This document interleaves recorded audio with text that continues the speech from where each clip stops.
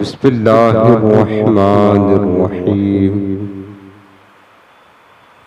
قال اللہ تبارک و تعالی فی القرآن العظیم هو الذی جعل لکم الارض ذلولا فامشوا فی مناکبها وکلوا من رزقہ وإلیہ النشور وقال تعالی فی سورة الجمعہ فَإِذَا قُضِيَتِ الصَّلَاةُ فَانتَشِرُوا فِي الْأَرْضِ وَابْتَغُوا مِنْ فَضْلِ اللَّهِ وَاذْكُرُوا اللَّهَ كَثِيرًا لَعَلَّكُمْ تُفْلِحُونَ آمنت باللہ صدق اللہ العظیم وبلغنا رسولہ النبی الکریم رؤوف الرحیم علیہ افضل الصلاۃ والتسلیم اللہم رب اشرح لی صدری ویسر لی امری واحلل عقدۃ من لسانی یفقہوا قولی۔ سیدی سرکار اعلیٰ حضرت امام اہل سنت پروان شمع رسالت شیخ الاسلام والمسلمین حجت اللہ فی الارضین آیت من آیات اللہ معجزۃ من معجزات رسول اللہ الشاہ الامام المحدث المفتی الحافظ القاری امام اہل سنت اعلیٰ حضرت شیخ امام احمد رضا خان علیہ الرحمۃ الرحمن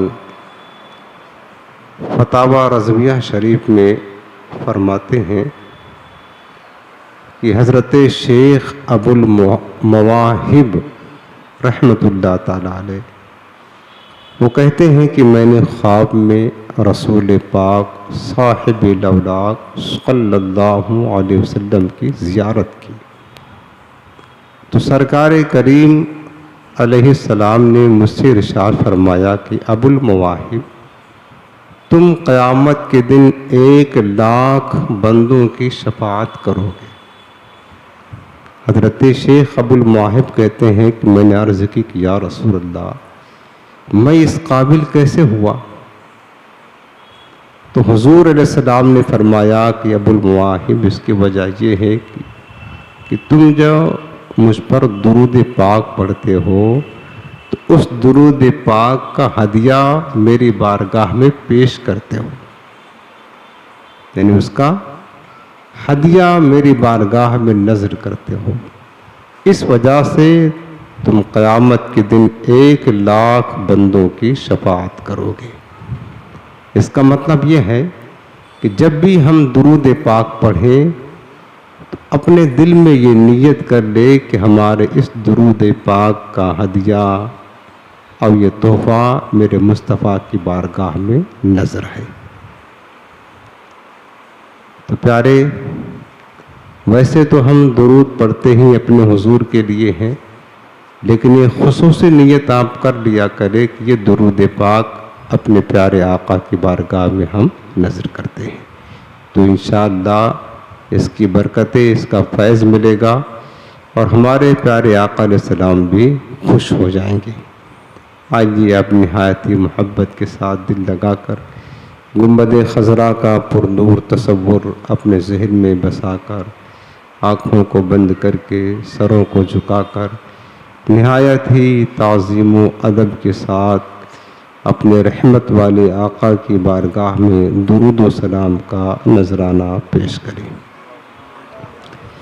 الصلاۃ والسلام علیک یا رسول اللہ، الصلاۃ والسلام علیک یا حبیب اللہ، الصلاۃ والسلام علیک یا نبی اللہ وعلی آلک واصحابک یا خیر خلق اللہ صلی اللہ تعالی علیہ وسلم۔ حاضرین محترم، آج ہفتہ واری اصلاحی بیان میں جو موضوع آپ نے پوسٹر میں پڑھا ہے وہ ہے رزق میں اضافے کے اسباب۔ مطلب یہ ہے کہ وہ کون کون سے طریقے اور اسباب ہیں کہ اگر ہم اس کو اختیار کریں تو اللہ رب العالمین ہمارے رزق میں بہت زیادہ اضافہ برکتیں عطا فرما دے گا، یعنی ہمارے رزق کو اللہ تعالیٰ بڑھا دے گا۔ آج ہم وہ اسباب سنیں گے اور ہم اس کو اختیار کریں تو انشاءاللہ تعالیٰ اللہ پاک اس کی برکتیں عطا فرمائے گا اور ہمارے رزق میں اضافہ ہوگا۔ جب ہمارے پاس روزی زیادہ ہوگی، مال زیادہ ہوگا، پیسہ زیادہ ہوگا تو ہم بار بار مدینہ پاک جائیں گے، بار بار پھر ہم غریبوں کو خیرات کریں گے، دوسرے مسلمانوں کی مدد بھی کریں گے۔ مال کا کثیر ہونا اور مال سے بہت ساری عبادتیں وابستہ ہیں پیارے۔ سب سے پہلے بات یہ سمجھ لیں آپ کہ مال کا ہر بندہ یہ چاہتا ہے کہ ہمارے مال میں اضافہ ہو، چاہتا بھی ہے اور ضرورت بھی ہے، اور خاص کر اس دور میں جو مہنگائی کا دور ہے اور خرچ بہت زیادہ ہیں، اس میں تو اور زیادہ انسان چاہتا ہے کہ ہمارے رزق میں اضافہ ہو۔ رزق میں اضافہ ہونا یا رزق میں اضافہ ہو اس کی تمنا کرنا یہ جائز ہے، ناجائز نہیں، بلکہ شریعت میں مطلوب بھی ہے، محبوب بھی ہے، مقصود بھی ہے، پسند بھی ہے۔ شریعت اس بات کو پسند کرتی ہے کہ بندے مومن کا رزق زیادہ ہو، بندے مومن کے رزق میں اضافہ ہو، چونکہ بعض اوقات غریبی انسان کو کفر تک بھی لے کر کے جاتی ہے جب بندہ صبر نہیں کر پاتا ہے تو جیسا کہ اللہ رب العالمین نے قرآن عظیم میں خود فرمایا ہے، سورہ ملک آیت نمبر 15، اللہ پاک فرماتا ہے هُوَ الَّذِي جَعَلَ لَكُمُ الْأَرْضَ ذَلُولًا فَامْشُوا فِي مَنَاكِبِهَا۔ معنی یہ ہے کہ اللہ پاک ارشاد فرماتا ہے وہ وہی اللہ ہے، وہی رب ہے جس نے تمہارے لیے زمین کو مسخر کیا۔ مطلب یہ ہے کہ زمین اللہ نے تمہارے قدرت میں رکھی اور زمین میں چلنا پھرنا، زمین میں سفر کرنا، تجارت وغیرہ کرنا تمہارے لیے آسان کر دیا، تمہارے اختیار میں کر دیا۔ فَامْشُوا فِي مَنَاكِبِهَا، تو اللہ پاک فرماتا ہے کہ اے لوگو زمین کے جو راستے ہیں اس میں سفر کرو، چلو، تجارت کے لیے سفر کرو۔ اور یہ ہمارے پیارے آقا علیہ السلام کی سنت مبارکہ بھی ہے۔ میرے آقا علیہ السلام تجارت کرنے کی غرض سے مدینہ پاک سے ملک شام جایا کرتے تھے، حضرت ام المؤمنین حضرت خدیجہ کا مال لے کر۔ تو رب العالمین نے حکم دیا فَامْشُوا فِي مَنَاكِبِهَا، زمین کے جو راستے ہیں اللہ نے بنائے ہیں، زمین کو تمہارے قدرت میں کیا ہے، اس کے راستوں پر چلو، سفر کرو، سفر کر کے مال حاصل کرو، اللہ کا رزق حاصل کرو، وَكُلُوا مِن رِزْقِهِ، اور اللہ کا رزق کھاؤ، وَإِلَيْهِ النُّشُورُ، اور اسی کی طرف تمہیں پلٹ کر کے جانا ہے۔ یہ تو قرآن کی آیت کریمہ کا ترجمہ ہے۔ اس کے علاوہ آپ سورہ جمعہ پڑھیں گے تو سورہ جمعہ میں بھی اللہ پاک نے اسی بات کا ذکر کیا ہے۔ رب العالمین فرماتا سورۃ الجمعہ آیت نمبر 10، اللہ پاک فرماتا ہے کہ فَإِذَا قُضِيَتِ الصَّلَاةُ فَانتَشِرُوا فِي الْأَرْضِ، جب نماز مکمل ہو جائے جمعہ کی نماز تو زمین میں بکھر جاؤ، پھیل جاؤ۔ زمین میں پھیل کر کیا کریں؟ فرمایا وَابْتَغُوا مِن فَضْلِ اللَّهِ، زمین میں پھیل کر اللہ کا رزق تلاش کرو، اللہ کا فضل تلاش کرو۔ اور فضل سے مراد یہ اللہ کا رزق ہے، یہاں پر اللہ کا فضل تلاش کرو۔ وَابْتَغُوا مِن فَضْلِ اللَّهِ، اللہ کا فضل تلاش کرو۔ اللہ کس کو کہہ رہا ہے؟ ان لوگوں کو حکم دے رہا ہے جو لوگ مسجد میں جمعہ پڑھنے کے لیے آئے ہیں، مسجد میں بیٹھے ہیں، اللہ رزق حاصل کرنے کے لیے مسجد سے انہیں حکم دے رہا ہے کہ کہ تم جمعہ پڑھنے آئے ہو، جمعہ پڑھ لیے، نماز مکمل ہو گئی، اب باہر نکلو، اپنی معیشت کا انتظام کرو، اپنی روزی روٹی کا انتظام کرو، اس کو تلاش کرو، یہ اللہ کا فضل ہے۔ حالانکہ مسجد خود مرکز فضل ہے، لیکن مسجد میں بیٹھے ہوئے لوگوں کو اللہ حکم دے رہا ہے کہ تم باہر نکلو اور اللہ کا فضل یعنی اللہ کا رزق تلاش کرو۔ وَاذْكُرُوا اللَّهَ كَثِيرًا، اور اللہ کو خوب یاد کیا کرو، لَعَلَّكُمْ تُفْلِحُونَ، تاکہ کامیاب ہو جاؤ تم۔ یہ مطلب نہیں ہے کہ تم رزق تلاش کرنے میں اللہ کو بھول جاؤ، یہ مراد نہیں ہے۔ ہاں، رزق بھی تلاش کرو، یہ اللہ کا فضل ہے، لیکن اللہ کو یاد کرتے رہو۔ وَاذْكُرُوا اللَّهَ، اللہ کو یاد کرتے رہو، کثیراً، بار بار اللہ کو یاد کرو، کثرت کے ساتھ اللہ کو یاد کرو، لعلکم تفلحون، تاکہ تم کامیاب ہو جاؤ۔ تو پتہ کیا چلا؟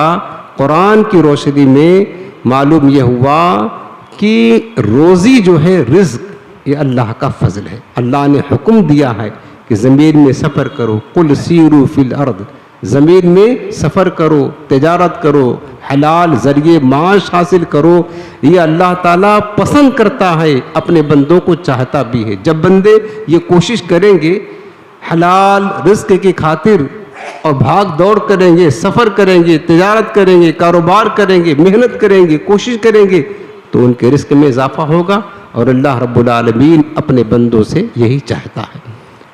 بلکہ حدیث پاک میں میرے آقا نے فرمایا کہ طلب کسب الحلال فریضۃ بعد الفرائض، میرے آقا فرماتے ہیں کہ حلال رزق کا طلب کرنا یہ بھی فرائض کے بعد ایک اہم فریضہ ہے، ایک اہم فریضہ ہے۔ اگر بندہ حلال رزق حاصل نہیں کرے گا، کوشش نہیں کرے گا، اس کے پاس کچھ مال نہ ہوگا تو بھیک مانگے گا، اور بھیک مانگنا بلا ضرورت شریعت نے اس کو پسند نہیں کیا ہے۔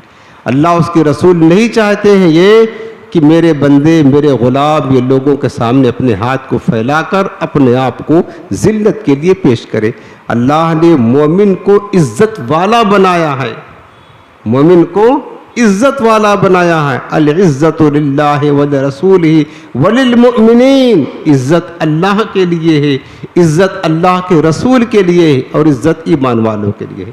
لیکن اللہ کا حکم تو ہے کہ رزق تلاش کرو، سفر کرو، اللہ کے روزی کھاؤ، لیکن لوگوں نے غلط مفہوم سمجھ لیا اس کا۔ لوگ سمجھتے ہیں کہ کمانا بھی تو ضروری ہے، یقیناً ضروری ہے، لیکن لوگوں نے ذہن بنا لیا کہ کمانا ہی ضروری ہے، بس کمانا بھی ضروری ہے، یہاں تک تو ٹھیک ہے کہ عبادت بھی کرے، اللہ کا ذکر کرے، اور کمانا بھی ضروری ہے، یہ ٹھیک ہے، لیکن بات یہ ہے کہ لوگ رزق کی تلاش میں اپنے رازق کو بھول گئے۔ وہ کسی شاعر نے کہا تھا نا کہ خدا کو بھول گئے لوگ فکر روزی میں، خدا کو بھول گئے لوگ فکر روزی میں، خیال رزق ہے رزاق کا خیال نہیں، یہ ہو گیا ہے۔ لوگوں نے غلط سمجھ لیا ہے، کمانا بھی ضروری ہے، یہاں تک ٹھیک ہے، لیکن اس جو کہتے تو یہ جملہ ہے، لیکن عمل کیا ہے؟ کمانا ہی ضروری ہے بس۔ اور لوگ کما رہے ہیں، عبادت سے غافل ہو کر کے، اللہ کے ذکر سے غافل ہو کر، حلال و حرام کی پرواہ کیے بغیر جو چاہتے ہیں بس کسی طرح مال آنا چاہیے۔ حالانکہ یہ شریعت کو پسند نہیں ہے کہ بندہ صرف کمائے اور اللہ کی عبادت نہ کرے، اللہ کا ذکر نہ کرے۔ اللہ نے کمانے کے لیے نہیں پیدا کیا ہے، وَمَا خَلَقْتُ الْجِنَّ وَالْإِنسَ إِلَّا لِيَعْبُدُونَ، رب نے اپنی عبادت کے لیے پیدا کیا ہے۔ کمانا، کھانا، رزق تلاش کرنا یہ انسان کی ضرورت ہے، یہ ضرورت ہے، اور اگر اچھی نیت کے ساتھ بندہ روزی حاصل کرے حلال، تو اس کا یہ رزق حاصل کرنا عبادت ہے، اس کا یہ روزی حاصل کرنا، حلال کمائی کرنا یہ عبادت ہے۔ تجارت میرے مصطفیٰ کی سنت ہے، اور حضور کی ہر سنت عبادت ہے۔ اگر سنت کے تقاضے کے مطابق کاروبار کرتا ہے، تجارت کرتا ہے، سنت کی ادائیگی کرتا ہے، حلال رزق حاصل کرتا ہے، تو سمجھ لینا کہ وہ بندہ پھر عبادت میں ایک ایک لمحہ اس کا گزر رہا ہے۔ کمائیں ضرور, رزق حاصل ضرور کریں, لیکن اللہ کی عبادت پہلے کریں, اللہ کو یاد پہلے کریں. اور یہ بھی یاد رکھیں کہ رزق کا جو معاملہ ہے در حقیقت یہ اللہ کی تقسیم پر موقوف ہے. پیارے سمجھ رہے, رزق کا جو معاملہ ہے اللہ کی تقسیم پر موقوف ہے. اللہ نے کسی کو رزق زیادہ دیا, کسی کو کم دیا, یہ اس کی مرضی ہے, اس میں کسی کا اختیار نہیں ہے. کوئی باصلاحیت آدمی اپنا کمال نہ سمجھے کہ یار ہم تو بڑے پڑھے لکھے ہیں لہٰذا اس وجہ سے ہم اتنا کماتے ہیں. نہ, بہت سارے پڑھے لکھے ایسے بھی ہیں جو اچھی ڈگریاں اپنے جیب میں رکھتے ہیں, اپنے پاس ہیں, لیکن وہ جاب نہیں ملتی ہے, نوکری نہیں ملتی, تو جیب میں ہاتھ ڈال کر کے گھوم رہے بیچارے. پڑھے لکھے بہت ہیں, 1 لاکھ ان کی سیلری ہونی چاہیے, ان کی لائق جاب نہیں ملتی ہے, تو سال ہاں سال گزر جاتا ہے, وہ دھکے کھاتے رہتے ہیں. یہ کمال بندوں کا نہیں ہے, رزق کی تقسیم کا معاملہ صرف رب العالمین کے اختیار میں ہے, اس کی مرضی پر ہے. ایسا نہیں ہے کہ جو بندہ دیندار ہے اللہ اس کو زیادہ روزی دے دے, جو بے دین ہے اس کو کم کرے, جو متقی ہے اللہ اس کو رزق زیادہ دے, جو متقی نہیں فاسق و فاجر ہے اس کو کم کر دے. دنیا میں یہ معاملہ نہیں ہے. بعض اوقات ایسا ہوتا ہے نیک ہے, متقی ہے, پرہیزگار ہے, پھر بھی اللہ کی حکمت ہے اس کو کم دیتا ہے. فاسق و فاجر ہے, نافرمان ہے, کافروں کو دیکھیں آپ, اللہ نے کتنا رزق دیا ہوا ہے, اللہ نے کتنا رزق دیا ہوا ہے. تو کسی کو کم دینا, کسی کو زیادہ دینا, یہ اللہ کے اختیار میں ہے, یہ اس کی تقسیم پر موقوف ہے. اور جو اللہ دے ہم اللہ کی رضا پر راضی رہیں, بندے مومن کا یہی کام ہے. جامع ترمذی کی حدیث پاک ہے کہ رسول پاک صلی اللہ علیہ وسلم ارشاد فرماتے ہیں, لو کانت الدنیا تعد عند اللہ جناح بعودۃ, اگر اللہ کے نزدیک اس دنیا کی قیمت مچھر کے پر کے برابر ہوتی, اس دنیا کی, حالانکہ اس دنیا بہت قیمتی ہے ظاہری طور پر دیکھا جائے تو, ایک سے ایک خزانے یہاں پر, ایک سے ایک دولت ہے, سونا چاندی ہیرے جواہرات, کیا کچھ نہیں ہے, سب اللہ کی نعمتیں ہیں. لیکن اس دنیا کی قدر و قیمت کی جو بات ہے, ہم اس کو جتنا اہمیت دیتے ہیں, میرے آقا فرماتے ہیں کہ اگر اس دنیا کی قیمت اللہ کے نزدیک مچھر کے پر کے برابر ہوتی تو ما سقا منہا کافرن شربتن, تو کافر کو اللہ تعالیٰ ایک گھونٹ بھی نہ پلاتا اگر اس کی قیمت ہوتی تو. یعنی کوئی قیمتی چیز ہوتی ہے تو اللہ اپنے دشمنوں کو نہیں دیتا. دشمن یعنی جیسے انسان ہے نا, انسان خود اپنے آپ پر غور کرے کہ اگر ہمارے نزدیک کوئی قیمتی چیز ہے تو ہم قیمتی چیز اپنے دوستوں کو دیتے ہیں, دشمنوں کو نہیں دیتے ہیں. جو بے قیمت چیز ہے, بے وقات چیز ہے, اس کو اپنے دشمنوں کو رکھ دیتے ہیں. تو اللہ کے نزدیک یہ دنیا کوئی حیثیت نہیں رکھتی ہے. بتائیں نا میرے آقا نے, اگر مچھر کے پر کے برابر اس کی قیمت ہوتی تو اللہ کافر کو ایک گھونٹ بھی پینے کے لیے نہ دیتا اس دنیا سے. اس کا مطلب یہ ہے کہ دنیا کی قدر و قیمت اللہ کے نزدیک کوئی حیثیت ہی نہیں رکھتا ہے. اسی طرح اگر کسی کے پاس دنیا کی کثیر دولت ہو جائے, آپ یہ مت سمجھنا کہ اللہ تعالیٰ اس سے بڑا راضی ہے اس وجہ سے اس کو خوب مالا مال کر رہا ہے, یہ مت سمجھنا. دنیا کی کثیر دولت کا ہونا یہ اللہ کی رضا کی دلیل نہیں ہے. جیسے لوگ سوچتے ہیں نا, یار اس کے پاس تو بہت برکتیں ہو رہی ہے, بہت مال آ رہا ہے, بہت مال آ رہا ہے, اللہ اس سے بڑا خوش ہے. یہود و نصارہ کے پاس تو اس سے بھی زیادہ مال و دولت ہے, کافروں کے پاس تو اس سے بھی زیادہ مال و دولت ہے. فرعون کے پاس تو بہت زیادہ مال و دولت تھا, وہ تو حکومت کا مالک تھا. قارون کے پاس کتنی دولت تھی, اتنی دولت تھی, تو کیا اللہ راضی تھا اس سے؟ نہ, اللہ راضی تھا نہ. اگر کسی کے پاس یہ دولت زیادہ آ جائے تو دولت کی زیادتی اللہ کے راضی ہونے کی دلیل نہیں ہے. اور کسی کے پاس دولت نہیں ہے, کوئی بھکاری ہے, فقیر ہے, تنگ دست ہے, تو اس کی تنگ دستی بھی اللہ کے ناراض ہونے کی دلیل نہیں ہے. یاد رکھنا, دنیا کی دولت کا زیادہ ہونا کم ہونا اس کا تعلق رب کی رضا اور ناراضگی سے نہیں ہے, بلکہ حدیث پاک سنو. مصنف ابن ابی شیبہ किताब ज़ुहद रसूल करीम रऊफ़ रहीम सल्लल्लाहु अलैहि वसल्लम इरशाद फरमाते हैं कि इन्नल्लाह युअति दुनिया मन युहिब्बु मन ला युहिब्बु, बेशक अल्लाह ताला दुनिया उसे भी देता है जिसको वो पसंद करता है और उसे भी देता है जिसको वो ना पसंद करता है। यानी जिससे राज़ी होता है उसे भी दे देता है दुनिया, और जिससे नाराज़ होता है अल्लाह दुनिया उसे भी दे देता है। जैसे काफिरों को देखो, अल्लाह काफिरों से खुश नहीं है लेकिन दुनिया दिया हुआ है। वला युतिल ईमाना इल्ला मन युहिब्बुहु, लेकिन ईमान सिर्फ उसे ही देता है जो जिससे अल्लाह ताला मोहब्बत करता है। अल्लाह के जो प्यारे होते हैं, जिससे अल्लाह राज़ी होता, ईमान सिर्फ उसे देता है। दुनिया देने के बाद आई तो ये शर्त नहीं रखी कि जिससे अल्लाह पसंद करता है सिर्फ उसी को दुनिया देता है, नहीं, उसे अपने प्यारों को भी देता है, दुश्मनों को भी देता है। दुनिया का हाल तो ये है।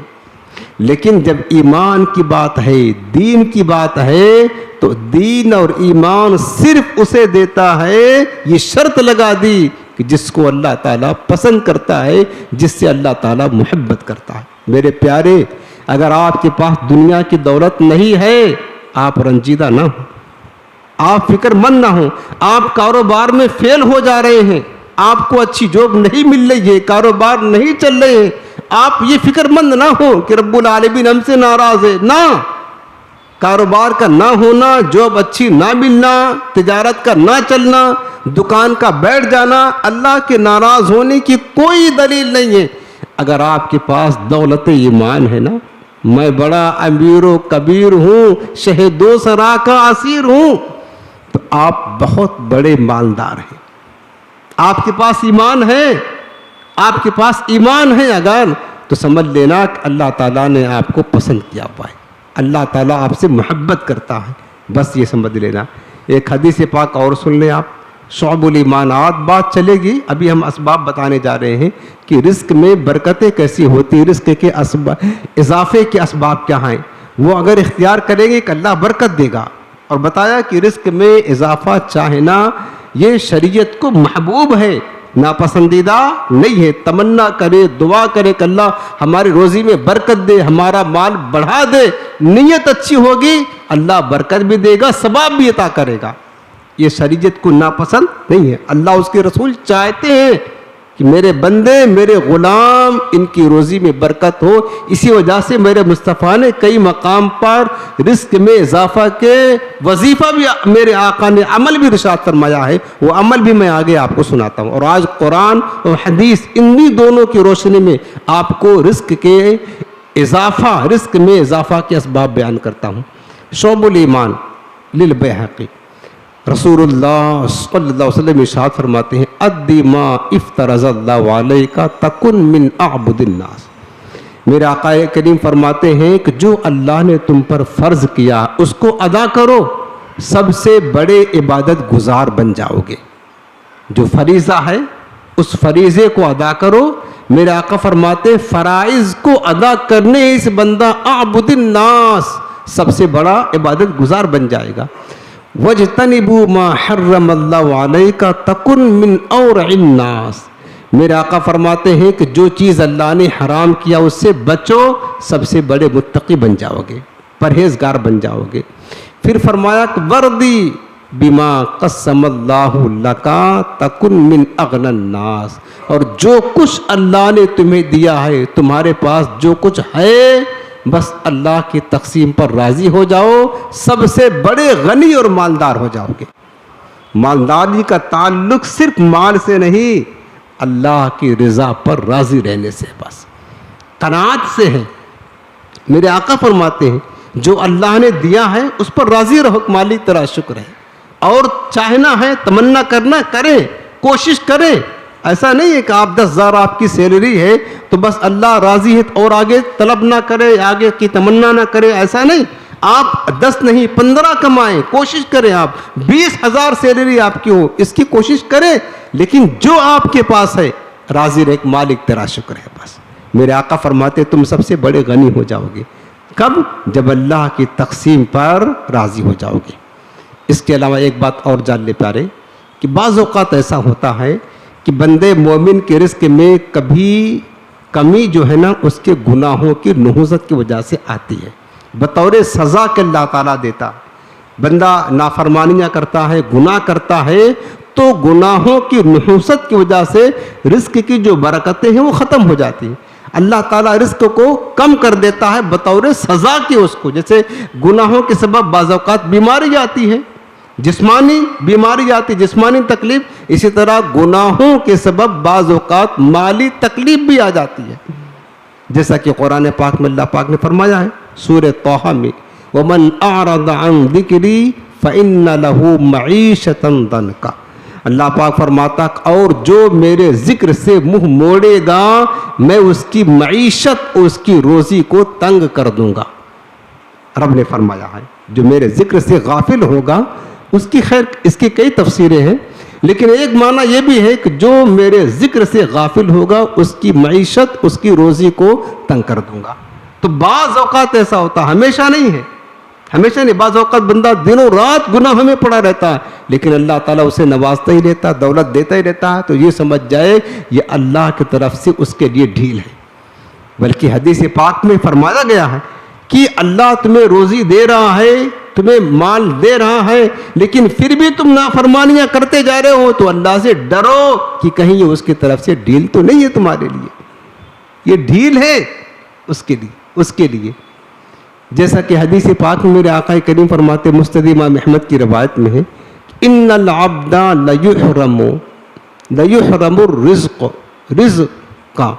بذنب یصیبہ، کہ بندے کو رزق سے محروم کر دیا جاتا ہے اس گناہ کی وجہ سے جو اس نے کیا ہے. یعنی بعض اوقات ایسا بھی ہوتا ہے کہ رزق میں تنگی گناہوں کی نحوست کی وجہ سے آتی ہے، جیسا کہ میرے آقا کریم اسلام نے فرمایا ہے کہ بندے کو رزق سے محروم کر دیا جاتا ہے اس کے گناہوں کی وجہ سے.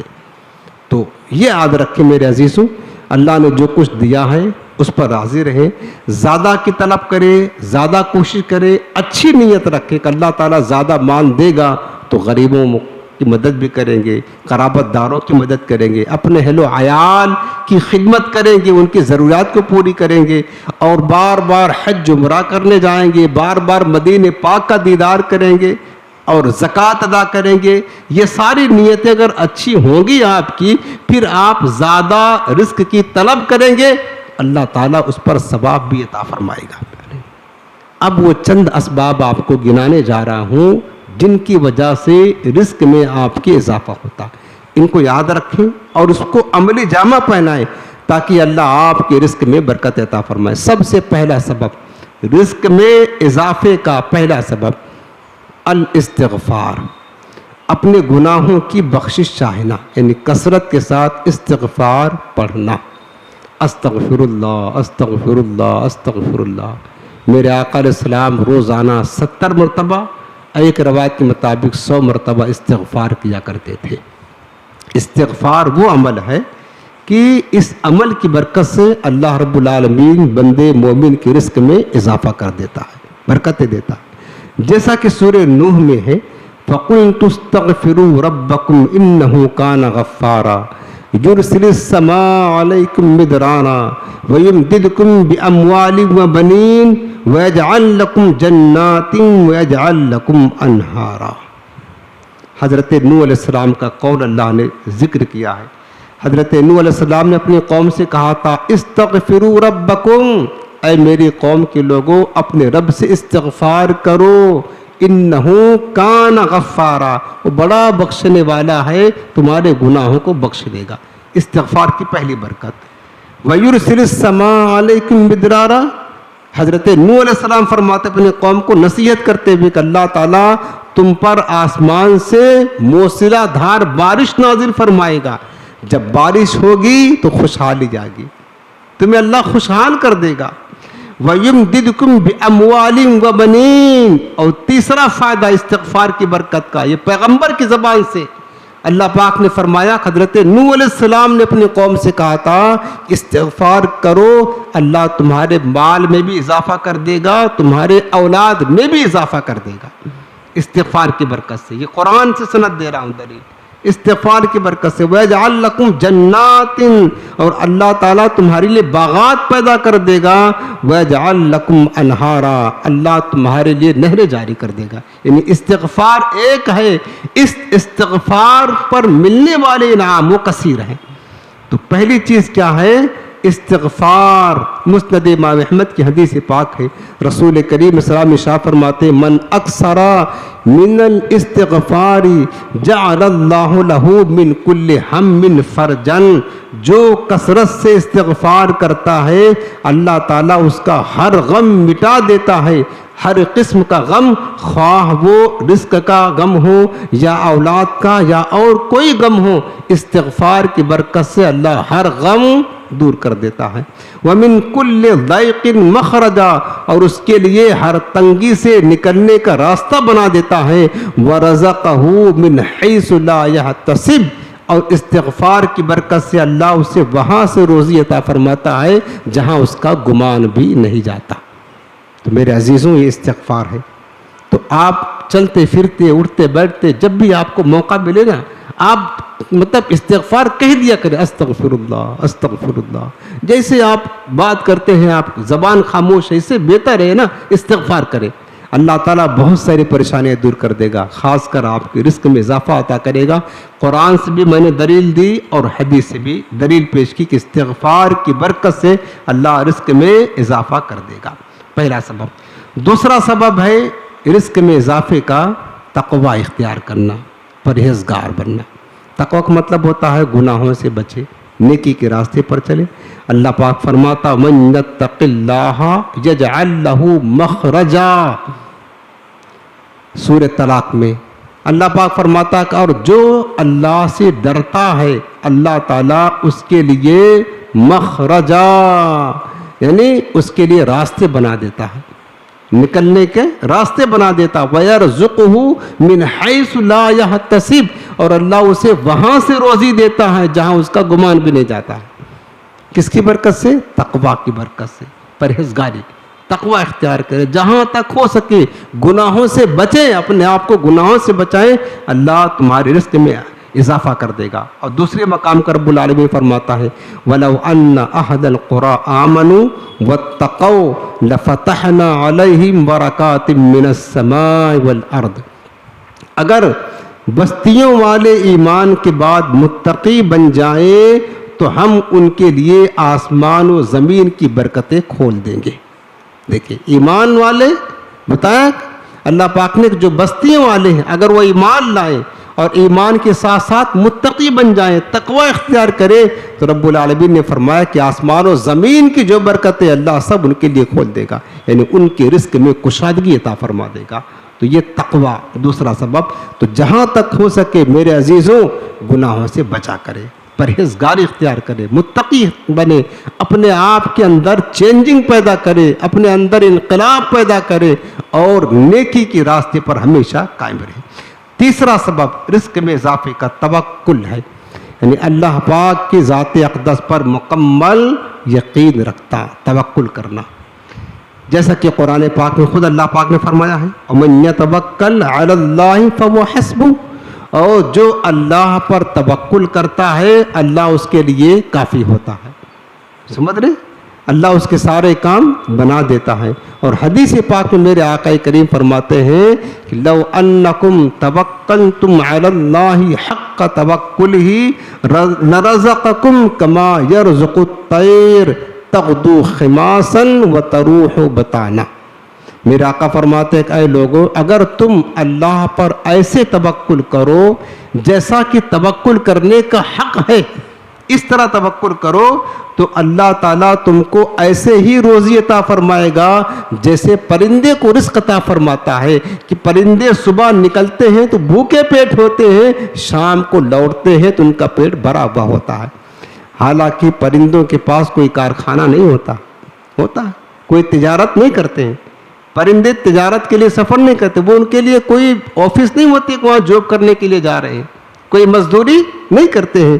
لیکن رب العالمین فرماتا ہے کہ توکل کی برکت سے, اور میرے آقا کریم نے فرمایا کہ پرندوں کی مثال دی کہ دیکھو پرندوں کے پاس کچھ نہیں ہے, ان کے پاس کچھ نہیں ہے، نہ کارخانہ ہے، نہ دکان ہے، نہ جاب ہے، نہ نوکری ہے، کچھ نہیں ہے، صرف اللہ پر توکل ہے۔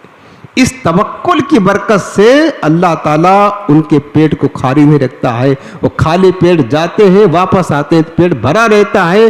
میرے آقا فرماتا ہے لوگوں اگر تم بھی اللہ پر ایسے ہی توکل کرو گے جیسا کہ پرندے کرتے ہیں تو اللہ بھی تمہارے رزق میں برکت عطا فرمائے گا، تمہارے رزق میں اضافہ کر دے گا۔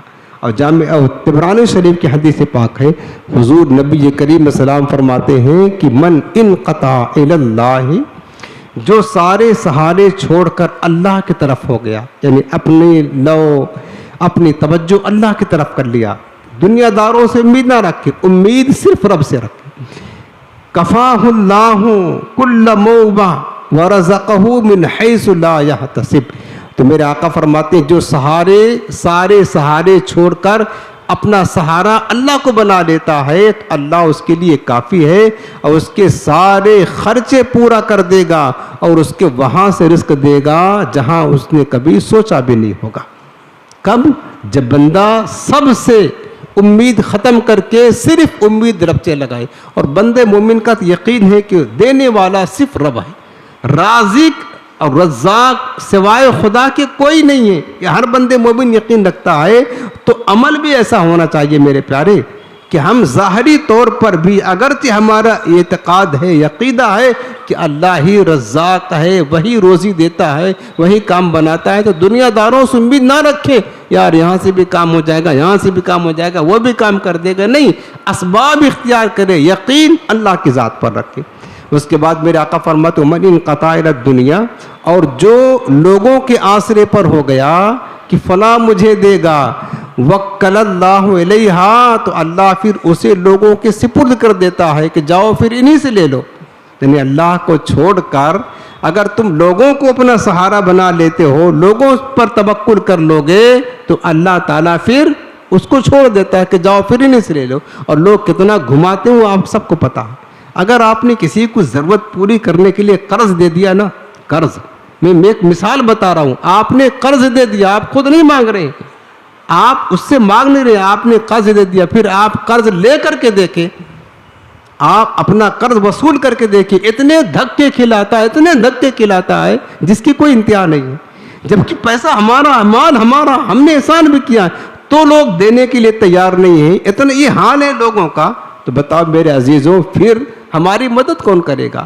تو لہٰذا اسباب اگرچہ اختیار کرے لیکن توکل صرف اللہ کی ذات پر کرے کہ اللہ چاہے گا تو ہی جا کر کے ہمارا کام بنے گا، یعنی اپنا سہارا صرف رب کو بنائے، بس یہ سمجھ لیں۔ چوتھا سبب رزق میں اضافے کا یہ ہے کہ جو پاس ہے آپ کو اللہ نے دیا ہے کم یا زیادہ، وہ اللہ کے راستے میں خرچ کرو۔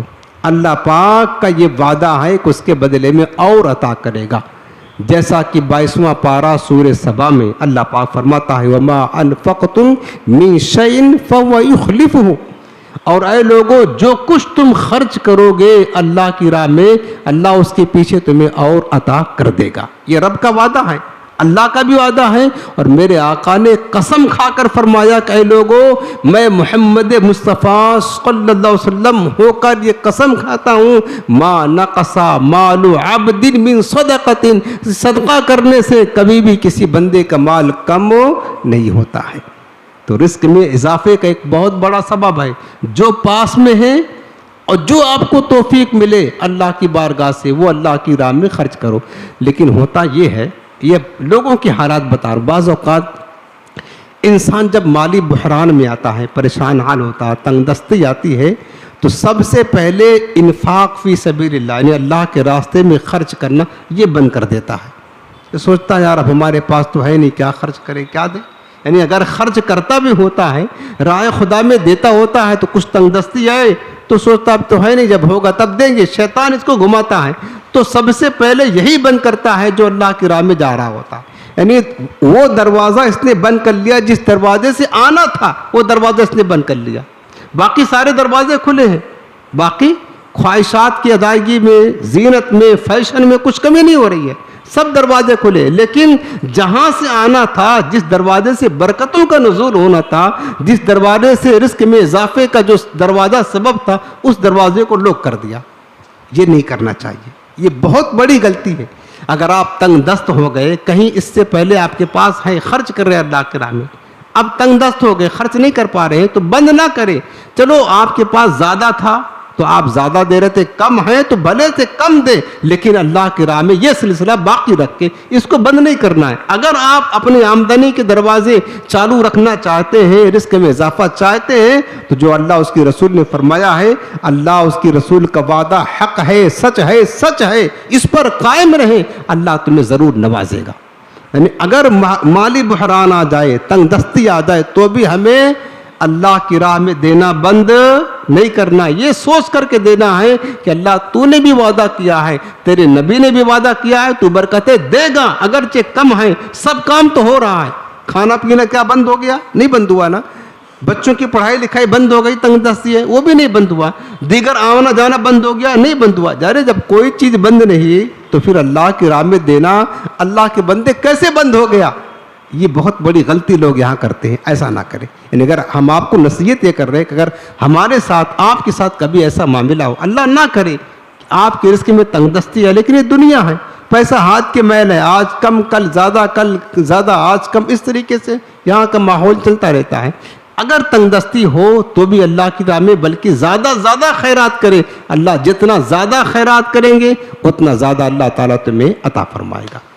اگلا رزق میں اضافے کا 5واں سبب صلہ رحمی کرنا۔ صلہ رحمی کہتے ہیں قرابت داروں کے ساتھ اچھا سلوک کرنا، اور قرابت داروں میں سب سے پہلے نمبر جو آتا والدین کا ہے، بھائی بہنوں کا ہے، چچا کا ہے، ماموں کا ہے، خالہ کا ہے، یہ جو قرابت دار ہیں، خونی رشتے ہیں، ان کے ساتھ کیا کرنا؟ صلہ رحمی کرنا، اچھا سلوک کرنا، ان کے ساتھ محبت کے ساتھ پیش آنا، ان کو ضرورت ہو تو ان کی خدمت کرنا، یعنی جو رشتہ داری نبھانا جو بولتے، یہ کرنے سے بھی میرے مصطفیٰ نے فرمایا اللہ تمہارے رزق میں برکت عطا فرماتا۔ بعض لوگ اپنے بہنوں سے بگاڑ پیدا کر لیتے، بھائیوں سے لڑائیاں کر لیتے، ماموں اور خالوں سے بگاڑ کر لیتے، یہ رزق کی تنگ دستی کی نشانی ہے۔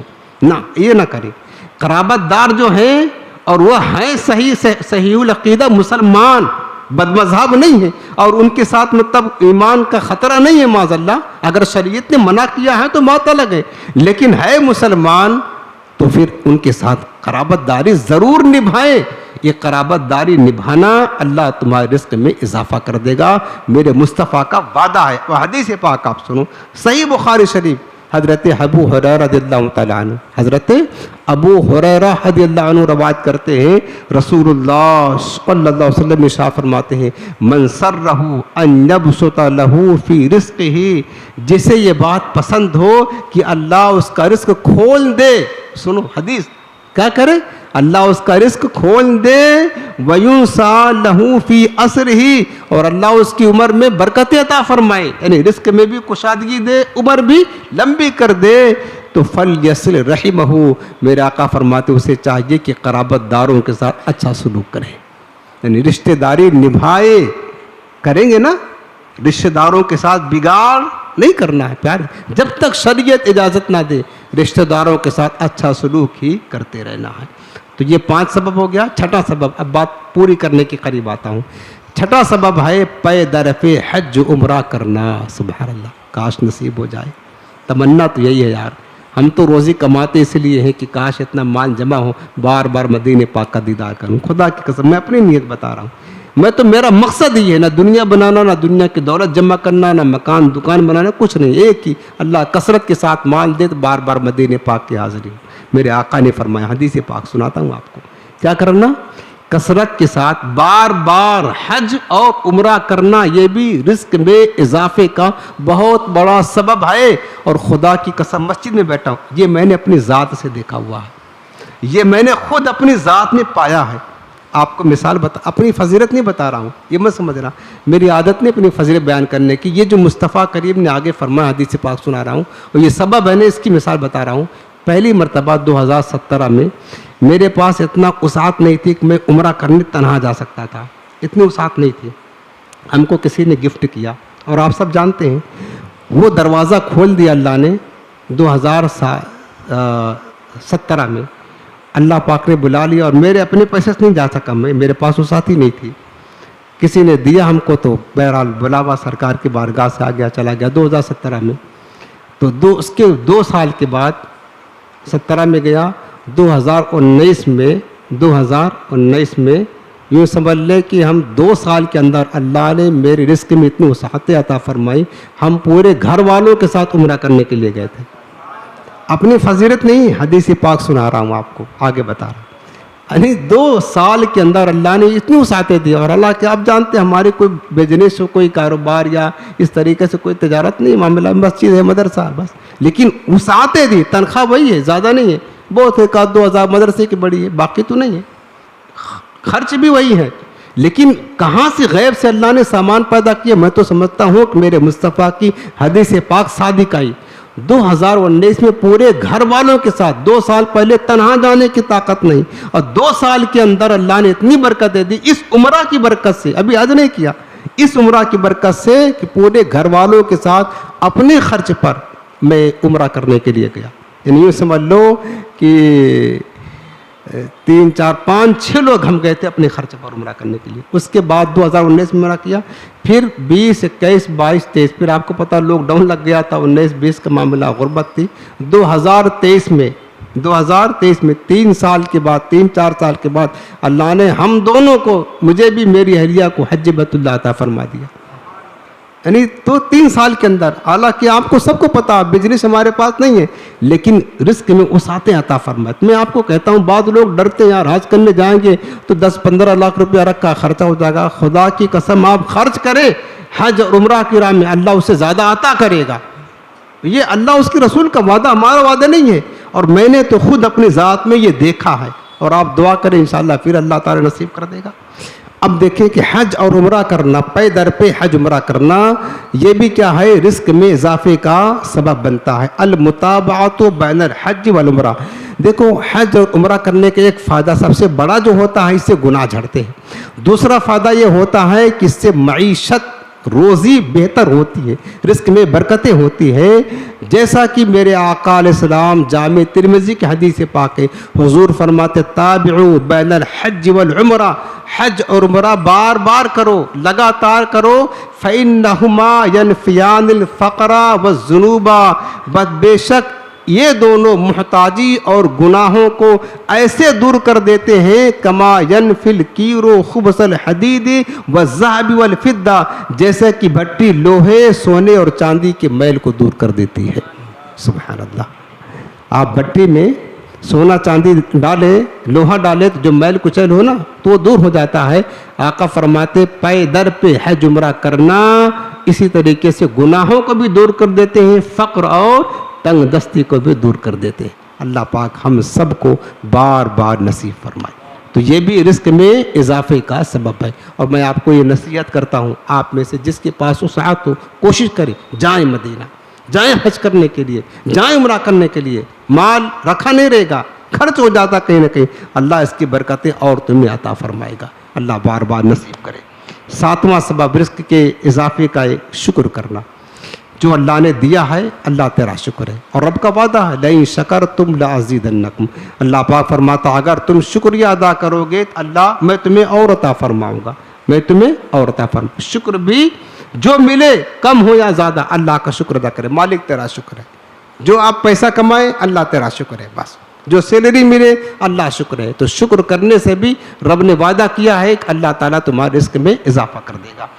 رزق میں اضافے کا 8واں سبب النکاح، نکاح کرنا. میرے آقا فرماتے ہیں اگر تم نکاح کرو گے تو فقیر ہوئے تو اللہ تمہیں غنی کر دے گا. ان یکونوا فقراء یغنیہم اللہ من فضلہ.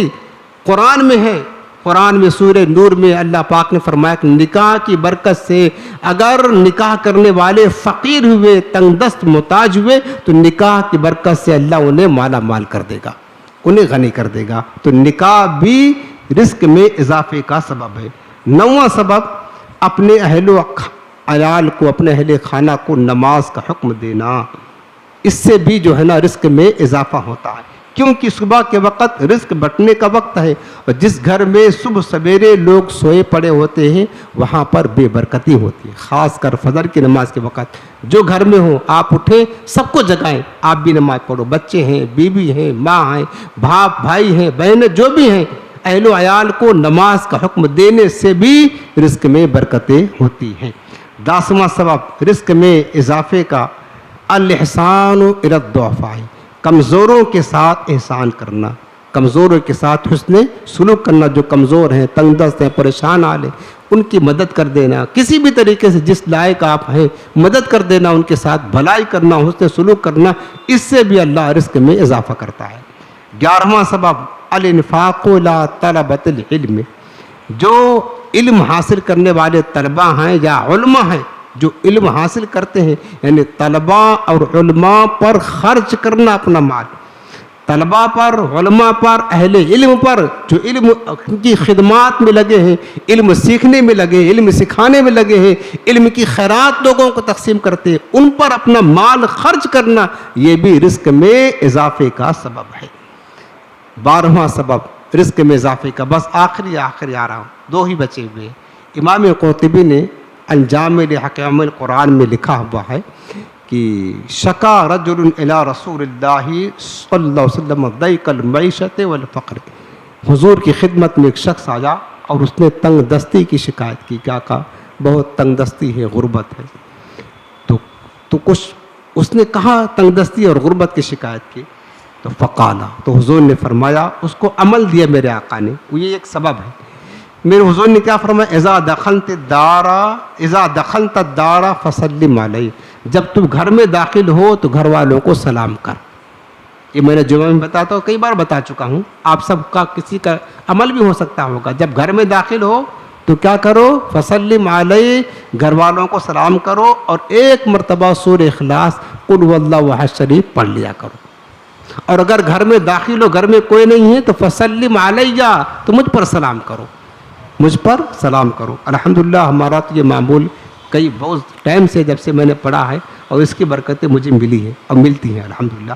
میں آپ کو بھی یہ نصیحت کرتا ہوں کہ جب گھر میں جائیں، یہ بھی رزق میں اضافے کا سبب ہے، جب گھر میں جائیں تو بسم اللہ پڑھ کر کے گھر والوں کو سلام کریں، سیدھا پیر داخل کریں، سنت کے مطابق جو گھر میں ہیں سلام کریں، اور سلام کرنے کے فوراً بعد بسم اللہ کے ساتھ میں قل هو اللہ احد پوری سورت ایک بار پڑھ لیں، اور گھر خالی ہے، کوئی نہیں ہے، تو حضور کو سلام کریں، السلام علیکم یا رسول اللہ کہیں، یہ بھی رزق میں اضافے کا ایک سبب ہے۔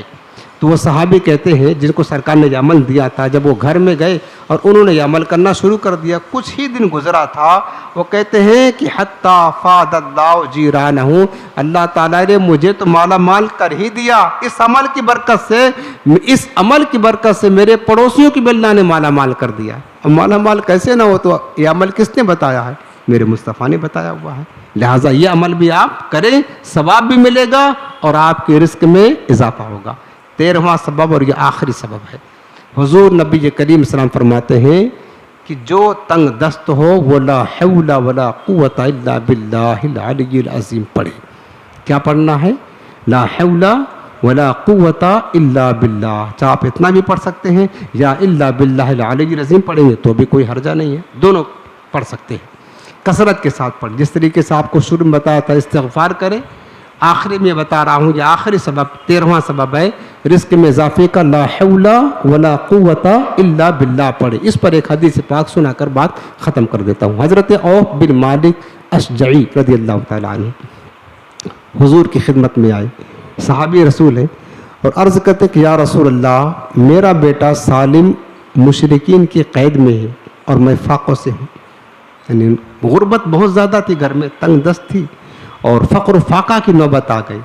تو یہ حضور کی بارگاہ میں عرض کیا تو میرے آقا کریم نے فرمایا کہ اس وقت آل محمد کے پاس سوائے ایک سیر جو کے کھانے کے لیے کچھ بھی نہیں ہے، دنیا کے ظاہری کوئی اسباب نہیں ہے، کھانے کے لیے دنیا کے کوئی اسباب نہیں ہے۔ ایسا کرو، صبر کرو اور اللہ سے ڈرو، تقوی اختیار کرو، جو میں نے آپ کو بتایا تھا کہ تقوی بھی رزق میں اضافے کا سبب ہے۔ میرے آقا نے عمل دیا ان کو، اتق اللہ واصبر، اللہ سے ڈرو اور تقوی اختیار کرو۔ اور لا حول ولا قوت الا باللہ العلی العظیم پڑھو، کثرت کے ساتھ پڑھو۔ یہ ایسا وظیفہ ہے کہ حدیث پاک میں آتا ہے کہ لا حول ولا قوت الا باللہ 99 بیماریوں کا علاج ہے، جس میں سب سے کم درجے کی بیماری ہم اور غم ہے، یعنی ٹینشن ہے، یہ دکھوں کا علاج ہے۔ لا حول ولا قوت الا باللہ۔ حضرت ابو ذر غفاری رضی اللہ تعالیٰ عنہ کہتے ہیں کہ مجھے میرے آقا کریم نے 5 چیزیں بتائیں، 5 باتوں میں سے آخری بات یہ تھی، میرے آقا نے فرمایا کہ اے ابو ذر لا حول ولا قوت الا باللہ العلی العظیم پڑھا کرو کہ عرش الہی کے نیچے ایک خاص خزانہ ہے، یہ وظیفہ وہاں سے آیا ہوا ہے۔ کہاں سے آیا ہے؟ عرش الہی کے نیچے جو خزانہ ہے وہاں سے وظیفہ آیا ہے۔ جب زندگی میں کبھی پریشانی ہو، دکھ ہو، تکلیف ہو، اس کو پڑھا کرے۔ کاروبار کا تکلیف ہو، اس کو پڑھا کرے۔ بیماریاں آئیں، تنگ دستیاں آئیں، کوئی اور ٹینشن ہو، کورٹ کچہری کا معاملہ ہو، گھروں میں کوئی جھگڑا ہو، لا حول ولا قوت الا باللہ پڑھا کرے۔ 99 بیماریوں کا علاج ہے۔ میرے آقا فرماتے ہیں کہ ابو ذر اس کو پڑھا کرو۔ حضرت عوف بن مالک کو میرے آقا وظیفہ بتا رہے تھے۔ حضرت عوف بن مالک کہتے ہیں کہ میں گھر گیا اور میں نے عمل کرنا شروع کر دیا۔ ابھی کچھ ہی دن گزرے تھے کہ گھر میں بیٹھا تھا، دروازے پر دستک ہوئی، دروازہ کھولا تو کیا دیکھا کہ میرا بیٹا کھڑا ہوا ہے، وہی جو مشرکوں کے قید میں تھا، اور اس کے پیچھے اونٹوں کی قطار کھڑی ہوئی ہے۔ اس نے مجھے بتایا کہ مجھے موقع مل گیا، دشمنوں سے بچ کر کے میں فرار ہونے میں کامیاب ہو گیا، اور دشمنوں کے اونٹ جو ہے نا وہ چراگاہ میں چل رہے تھے، 100 اونٹ بھی ہاک کر کے اپنے ساتھ لے کر کے آیا ہوں۔ کیا سمجھے؟ میرے آقا نے جو عمل ارشاد فرمایا یہ صرف ان کے لیے خاص نہیں تھا، یہ تو ساری امت کے لیے تھا۔ تو وہ صحابی حضرت عوف بن مالک اشجعی یہ عمل کیا انہوں نے، تو کہاں وہ فاقہ میں تھے، اللہ نے انہیں کتنا غنی کر دیا چند ہی دنوں میں اس عمل کی برکت سے۔ ان کا بیٹا بھی ملا دیا، مشکل دور کر دی، ان کا فاقہ دور کر دیا، 100 اونٹ گویا کہ ان کو مال غنیمت میں آ گئے۔ حالانکہ مال غنیمت میں تو دشمنوں سے جو جنگ ہوتی ہے وہ ملتا ہے، مال اس کو کہتے ہیں، لیکن کافروں کا مال وہ لے کر کے چلے آئے۔ 100 اونٹ کتنا ہوتا؟ بہت زیادہ ہوتا ہے۔ اس عمل کی برکت سے اللہ نے انہیں مالا مال کر دیا۔ تو میرے عزیزوں یہ عمل انشاءاللہ کریں گے۔ یہ 13 اسباب جو رزق میں اضافے کے تھے میں نے بتایا، آپ اس کو کریں، عمل کریں، شکر ادا کریں، تقوی اختیار کریں، اللہ پر توکل کریں، استغفار پڑھیں، اور صلہ رحمی کرے، لا حول ولا قوت الا باللہ پڑھے، طلبہ علماء پر خرچ کرے، مسکینوں پر خرچ کرے، اور صلہ رحمی کرے۔ یہ سارے اعمال یاد رکھے، آسان ہے، مشکل نہیں ہے، یہ کرے، انشاءاللہ اللہ آپ کی رزق میں برکتیں عطا فرمائے گا۔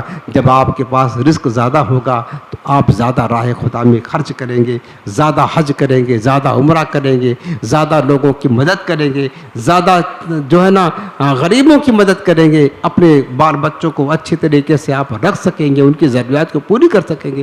اللہ ہم سب کے رزق میں وسعت اور برکت عطا فرمائے۔ آج کا وظیفہ وہی ہے جو میرے مصطفیٰ نے بتایا ہے، میں پھر ریپیٹ کرتا ہوں جو میں نے ابھی بتایا۔